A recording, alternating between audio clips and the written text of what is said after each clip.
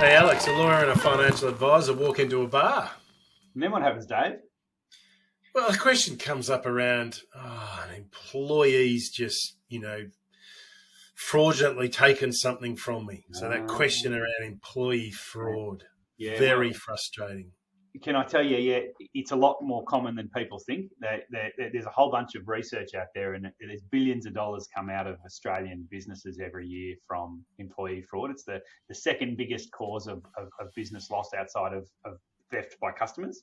So customer theft is the biggest, and then the second biggest is employee theft, effectively, where employees do the wrong thing and take money from businesses. Happens all the time. Happens to the banks, happens to the insurance companies, happens to small businesses, happens to medium-sized businesses. It's all over the place. People can be dishonest. So is it under reporting in a lot of instances? Is there under-reporting of fraud? Yeah, like I didn't realise it was such a big item. Maybe I don't move in the realms that you move in, Alex, within the legal fraternity. They're all over stuff.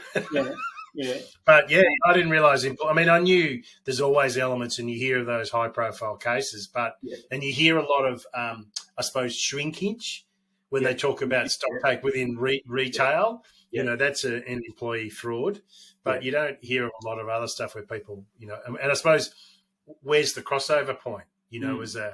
As a business owner, when does it become they were doing their job to, they've crossed over to the dark side? That's like, actually, what you've just done is fraud.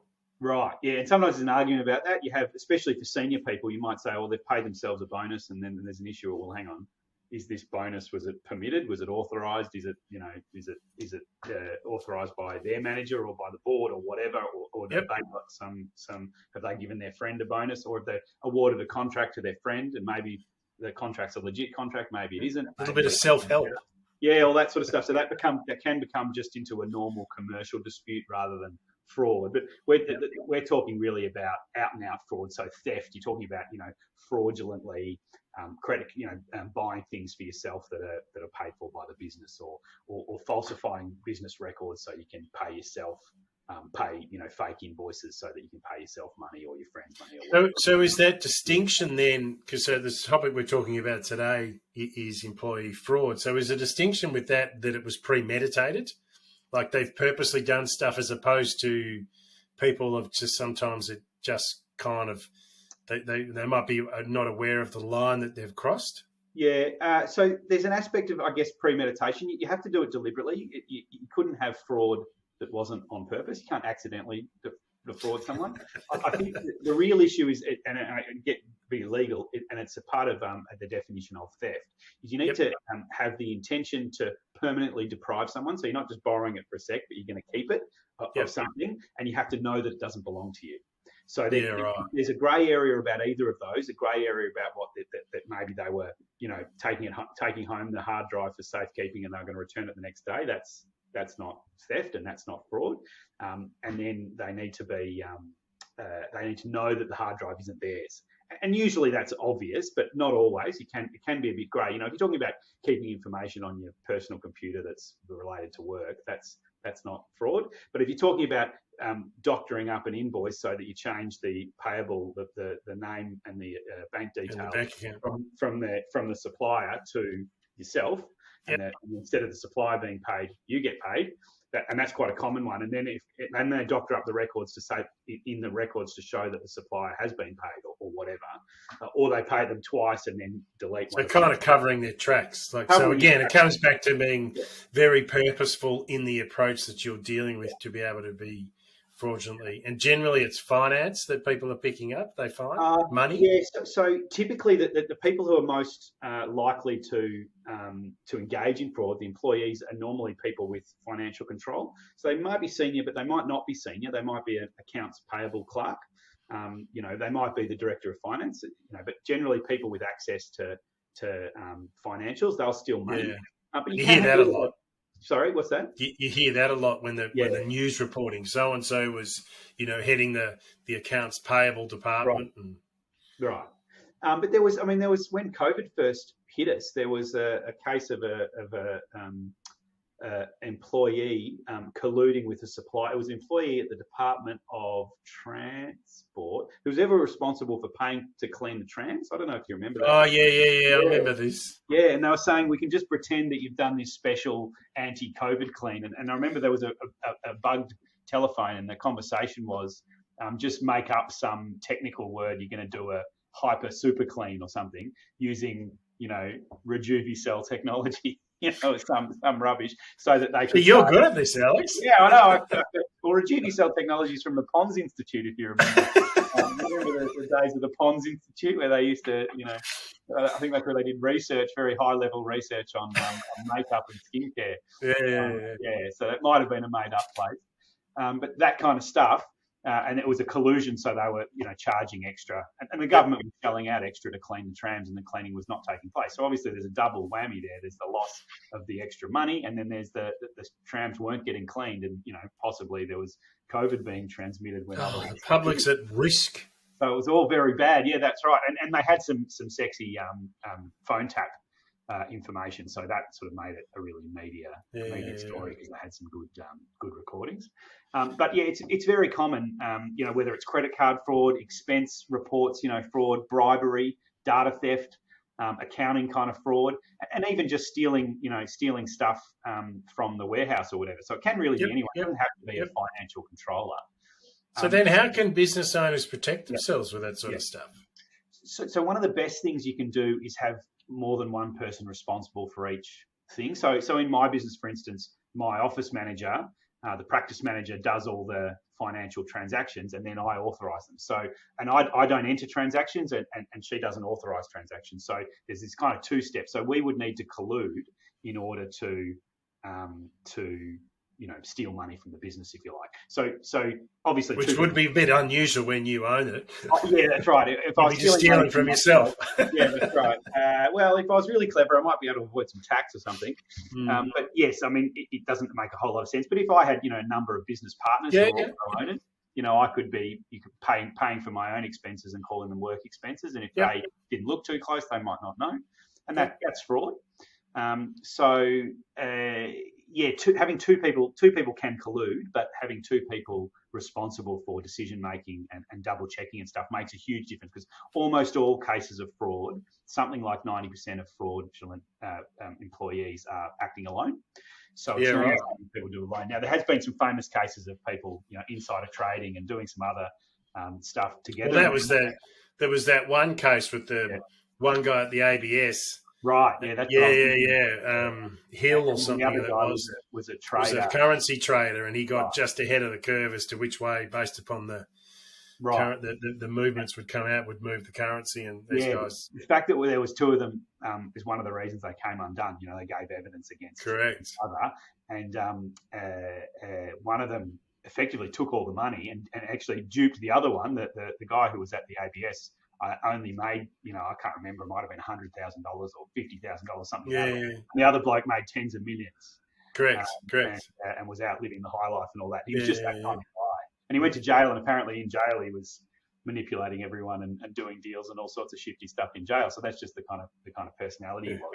Certainly. And this is where, when you look at it as a business owner, to protect yourself, it's really hard. Like it's an acknowledgement that says you can put so many layers of protection, but there's a point where there is an absolute leap of faith in employing people. Sure. And people, I mean, that just, crime has gone on for thousands of years. It just has. And there's just different ways around it.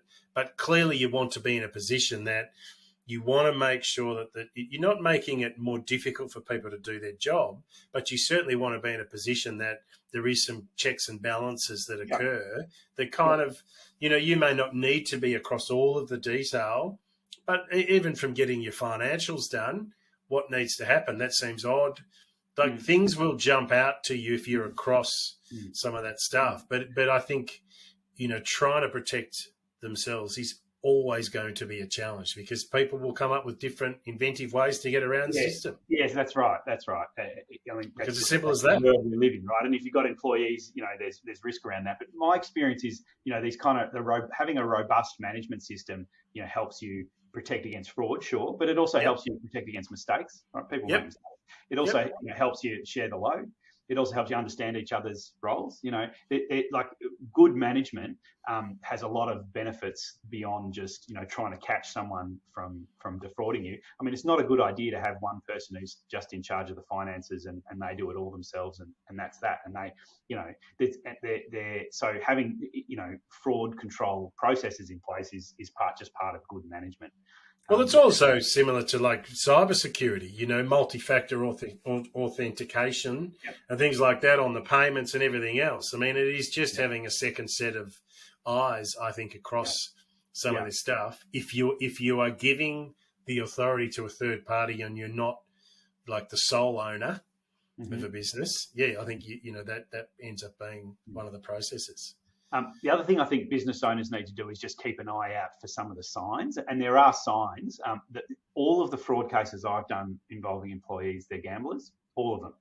Right. So I've never done a case where that employee wasn't gambling. So obviously if you know someone's gambling, now they might cover that up, but all of the experience I've had is they've been regular people who have a gambling problem and they think they're going to win big and pay the money back. So the plan is not to steal it forever. But that's the issue, isn't it? I'll just borrow a little bit out of here and I'll put the bet on and then I'll put it back into the account and no one will know. Yeah, exactly. And so that's where you sort of get people who otherwise seem well adjusted. And gambling can affect older people, younger people, men, women. People you don't expect to be gamblers can be quite chronic gamblers, whether it's the pokies or the horses or the whatever. People. There's a lot of gamblers out there. So that's one sign.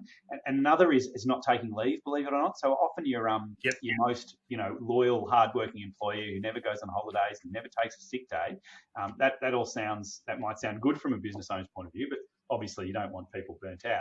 But that's a real sign. So people don't go on leave because they don't want their fraud discovered. And if they're, hiding transactions or whatever, they don't want someone else coming in doing their job for a few weeks or even for a day and seeing the trail, if you like, and uncovering what they've been up to. So because that was, I had a similar many years ago when I worked in the UK. One of the requirements there is that you had to take a minimum of a 2-week block. Every year. Like that was just the minimum requirement because in that 2-week period, there was always a full cycle. Right. So this is where, there's either a payroll or some cycle that requires things to occur. And I'm with you on that one. That to me is always a really big standout. That's like, well, why isn't someone willing to take more than, a week of holiday? It's like, no, I need you to take 4 weeks off. We're shutting the business for 4 weeks and, I'll be the one that will come back. I think, those early warning signs. Yeah. So are there any others that sort of they've found through some of the cases over the years? Yeah, so strangely enough, one of the big research projects found that people being really ostentatious was a sign, which is sort of obvious, but sometimes you don't pick it up. So people, buying expensive cars, expensive jewelry, expensive, especially suddenly. And even years ago, they found that all of the one of the main signs of a company that was engaging in, and this is slightly different because it wasn't just the employee, but the company which was doing the wrong thing, was having fish tanks in the reception. And this is from some time ago when people had fish tanks. But the idea is you're showing your age. Yeah, I don't think it's been a long time since I've been to a company that's got a fish tank. Unless they're an aquarium. Yeah, where's the aquarium? You guys are crap. If you go into 101 Collins, I don't think you see a fish tank in the reception, but they were saying that there's stuff there to distract, right? And often the people who are committing fraud have a certain type of personality, and the ostentatious kind of behaviour is, and certainly these two who did the collusion over from the ABS statistics, one of them was very ostentatious indeed. So ostentatious behaviour, if someone turns up to work in a Lamborghini or something. Yeah. And I know it sort of sounds obvious. You go, well, obviously, where are they getting the money for that? But people often don't put two and two together. If someone suddenly goes to having a pretty basic sort of lifestyle and run of the mill, so then next thing, they're turning up in designer clothing and always entertaining themselves and being the one to buy the drinks at the bar when everyone goes out Yeah, together. exactly. Yeah. And the other one is things not adding up. So things not reconciling, right? And you can never quite work out why doesn't this reconcile with that. And it might be that they don't reconcile by a few bucks, but it's because they should reconcile exactly, right? And every month, your account should reconcile exactly. And obviously you're going to have errors or whatever, but things consistently not reconciling, people just giving up on the reconciliations because there's something's out of whack because they've deleted something. So the other thing I'd probably mention is that people have this perception that if you get audited, that you'll pick up employee fraud, and that's not true. Audits don't. Enron. Yeah, well, right, yeah. I mean, even small small companies, if they have their financial reports produced or whatever, they're all just based on the financial accounts as they're. They're not audited as a public company would need to be done. Yeah. Right, yeah, and they're not going in there taking samples and checking and whatever, and they say that in their audit report, and they say that in their audit engagement, so it's made clear. But I think there's a perception, and I used to work at a company that we were audited because we were collecting a lot of shareholder money and using it, and the shareholders thought it'd be good to be audited, but ultimately the audit is about whether the financial records of the company are representative of the company's performance, not whether employees are got their hand in the till. And so, because again, they could have covered themselves and done both sides of the transaction, and you'd never know. Sure, yeah, that's right. I mean, a good accountant hopefully will pick up some of those things, but ultimately, that's not what an audit's about. An audit's not about employee fraud. I mean, you can do an employee fraud audit, but that's a whole different thing, and very few companies do that. So just because the entity you're dealing with is audited, or even you have your small company audited, that does not mean that there's no connection between an audit and detecting employee fraud. So right. That's not a protection. And you can do audits yourself if you want to do that, but it's no good to you. So do you think there's any implications of an employee fraud on say a business owner's succession plan? Yeah, well, I mean, if you've got fraudulent employees, that's a real problem. And if you've got loose controls, that's a real problem. I think it's more if you want to sell your business or hand it over to your children or whatever, I think having robust management is a sensible thing regardless, even putting aside employee fraud. So I think having, two people authorised transactions and whatever all makes sense from a management point of view and helps you. Means that you're not going to be as important in the business, so that then when you hand it over, it's going to be more valuable. So I guess they're overlapping in that sense. You certainly want to protect against both sort of small scale fraud and a large scale fraud. But you can get insurance against it, but often theft by employees is excluded from insurance policies. So if you're not doing the right thing to protect your business, and then you hand it to your children, then they probably won't do the right thing. So it's all part of that. Yeah, I think it's a really hard one. That one on, I just think that's a really difficult, hard one. What are the implications, for succession planning and employee fraud? Well, that goes back to me, the fundamentals of your business. I mean, if you hadn't picked something up that was, and it doesn't, as you said, it doesn't have to be employee fraud. There could be a whole range of issues that sit inside your business that would have an implication upon your succession planning. Yeah. Right. So do you think there's been any, I mean, it's probably a bit early to get through the courts from the working from home realm that we've been through over the last couple of years, but has there anything that's really come through that has stood out with employees working from home that is having an implication? There haven't been a lot of cases on it, and as I say, I think it's probably a bit early. I guess working from home seems to me to produce more potential risks. Because people are working at home, they're doing everything electronically. There's going to be less paper to check, and there's going to be less. It might be easier for them to doctor up documents at home, which they couldn't do in their office or whatever it is. And you might need to give more authority to people if they're working from home that you otherwise wouldn't. I mean, I know in the old days, lawyers used to go into the office, partners used to go into the office so they could sign all the checks. But you don't sign the checks these days. So I can just see you be sitting up there in your chair with your smoking jacket on, with the box of checks in front of you, with your big sort of quilled, feathered pen dipping in the ink, and my Lord, if I'm going to be paying someone, I need to make sure it's on an appropriate signature. There was a perception that signing the checks was, a fraud control, right? Which is complete rubbish. Anyone can squiggle on a bit of paper. You're much better off, the two-factor authentication we had now, and I've got a little a little key ring thing that's got a code on it, and you've got to put your code in, and the code changes every 30 seconds. Plus, you've got to have your username and your password. And then sometimes you need a PIN as well, like a PIN word. So, I mean, that's you couldn't get more secure than that, assuming that I'm not defrauding myself. So I think online, if you're clever about it, there's plenty of technology available to be very careful, but you do need to be across your system. And so, and I think a lot of business owners don't really understand the cloud and don't really understand their systems. Now that they're working from home, they've sort of done this half-baked work from home plan, and that probably creates risk for fraud because the business owner might really not know what the employees are up to at home, and might know what they would have been checking in the office because they've been doing that for So they're a bit of that out of sight, out of mind. I can sit here and it looks like I'm doing something, but actually, am I doing the right thing? Which is probably the biggest issue. The quiet quitting and all that sort of stuff. But your employees might not be stealing from you, but they might just be doing nothing at home, and you might not know. Well, and this is, I suppose, that's that grey line, isn't it? It's sort of is that classified as employee fraud, that someone is you've employed them to do a particular job, and there is an agreed compensation for that job and parameters, and people have got to do certain things.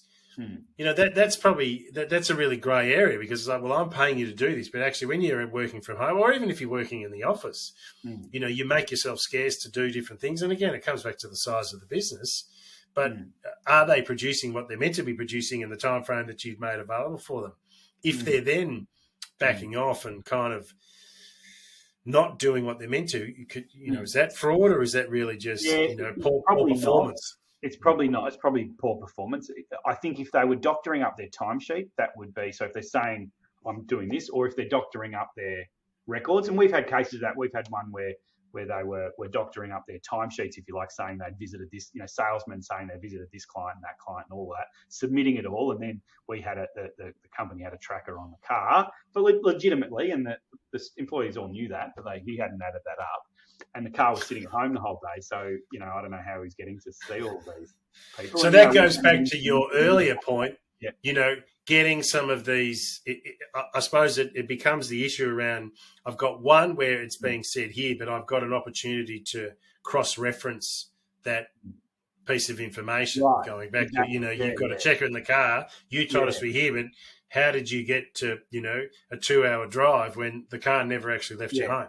Yeah, and we had this employee in, and we asked him about it all, and he told us all these lies, and then you put to him these things, which you have to, you have to to explain himself, and it was not good. He burst into tears, I could see his face would have just gone just ashen. That's right. So, and then he admitted it and so on. So, and you manage that. He actually he lost his job, but they might not have.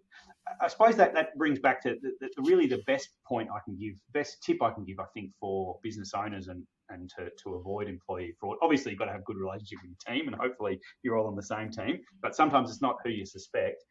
Is get back to the basics in terms of, don't look at it like a spreadsheet of summary. Look at the original documents. That you can manipulate a spreadsheet. Look at the actual bank statement, right? Don't look necessarily say it's zero. Look at the bank statement and see what the bank statements, because the bank statement's hard to, and you can print out your own bank statement, not the one that was given to you or whatever. If you're looking at the basic documents of your business every now and again, or have your financial controller do it, or whatever it is, so that you can get your head around the. But even if you, and that can be as simple as, if you've got a suspicion, like if you just to do a spot check of something. You know what I mean? Just like kind of deal with it. Don't just kind of leave it and just go, no, they wouldn't do that, because as you said, where this happens a lot, they're actually generally very well, highly regarded within the business. They're a key part, there's complete trust. There's all of these things that they do. And you kind of go, why would they do that to me? I've been looking after them for all these years. That's right. I try and connect it not to fraud protection of it. You're not saying, I think you're dodgy and I'm going to check on you. It's just part of robust management. So you say, correct. Well, everyone needs to be transparent. We check these things. We double check. Everyone makes mistakes. We're not necessarily trying to bust someone from stealing money, but you might do. Yep. You're trying to just have a good management where everyone's transparent, and there's nothing wrong with checking to see if someone's made a mistake or misunderstanding, or there's a better way of doing it, and then you can sell the business because you've got these robust processes. So yep. You try not to be suspicious about anything, but just try to be transparent, and accountable. Yep. So, is there any new legislation that's come out recently in the fraud space? So, I mean, fraud's been illegal for a long time, and related stuff. There's legislation around employment rights, which has changed, and particularly around work from home, what you can and can't do, and you can employees can request to work from home. You've got to have a good reason not to let them. That sort of stuff, which I think impacts indirectly on fraud. But there hasn't been a huge. I mean, ultimately, stealing money for your employer. Yeah, that's very naughty. And there's always been. And I think probably, and there's also been some changes in intellectual property. I think that's not very well understood. People don't realise that everything on your computer, everything every bit of information you have relating to your work belongs to your work, not to you. Yep. So if you take that home and it's a slightly different topic to fraud, but if you take that home and keep it, then that's against the rules. You've got to return everything to your employer because ultimately. But does that work where they have in the, some businesses have bring your own device? Yep. And then the device is the facilitator of that information, but ultimately the information is the businesses, but so much information that goes through that particular device, be a laptop or a phone, still sits within the phone, even though you may have removed access. Oh yeah. If they've been able to deal with it, that's always going to be a bit of a challenge. In those cases, I mean, it would be if you say you bought your work phone and you had a whole bunch of phone numbers of business contacts, it would be reasonable for them to ask you to delete all of that information. You would have to. Yep. But I mean, when we're talking about fraud, we're really then using that information to steal stuff, which is a lot worse. But I guess it's just poorly understood, and there have been some changes in the intellectual property area, which make it pretty clear that intellectual property belongs to the employer, not the employee. If you're working for an then every bit of information you have in the course of that job belongs to the employer, not to you. Yeah, and you see that with a lot of employment agreements, which I know I do see and hear of businesses that go, we haven't really sort of bothered getting employment agreements. We just sort of write up an email and give it to someone, which kind of, I know the ones that we have, it talks about ownership of that sort of, business information and client lists, which then starts to move into a whole different realm when we start talking about that because, a key person that may have key relationships with clients then moves to go to a competitor. If they've got those contact details of those competitors, yes, they may have given them back to the business, but they already know what the number is. Like they might have the person's business card. How do they do that? Like at what point? So that's where you that gets into a very grey area because that's not employee fraud. That's probably more employment contract sort of law. Yeah, I mean, it can be fraud if they're doctoring up documents to cover their trail or whatever, which sometimes they do. But we did a separate podcast, and I would encourage our listeners to go back and listen to that. It was very popular actually about poaching and what ex-employees can and can't do in terms of poaching customers and in terms of poaching other employees. And it's a sort of an area of law that's a bit tricky and not very well understood, and that people get wrong a lot. And it's a very mission critical to get that right so that you can protect the most valuable asset, which is your customer list. Yep. So is there anything else you want to sort of close out on today, Alex? Oh, no, that's all right. I'd just say, look for employees who are not taking any leave, living beyond their means, gambling, any data missing from your systems and go back to basics. Don't look at summary documents, look at the originals. They're all signs of employee fraud, and just be aware it does happen. And if you have a robust system of management, then that's the best protection you can against fraud. And the reality is things happen in life, and you can't control everything, but you can certainly robust management is the answer to put you in the best position you can be. Perfect. All right, as we close out our conversation on employee fraud today, I would like to thank Alex from Taurus Legal Management. He can be contacted via LinkedIn at Alex Martin or via his business website, tauruslawyers.com.au. Thanks, Dave. And I'd like to thank David Murdoch, my partner in crime, who's from Paxton Bridge. And you can find them paxtonbridge.com. david.com or David Murdoch in LinkedIn. Perfect.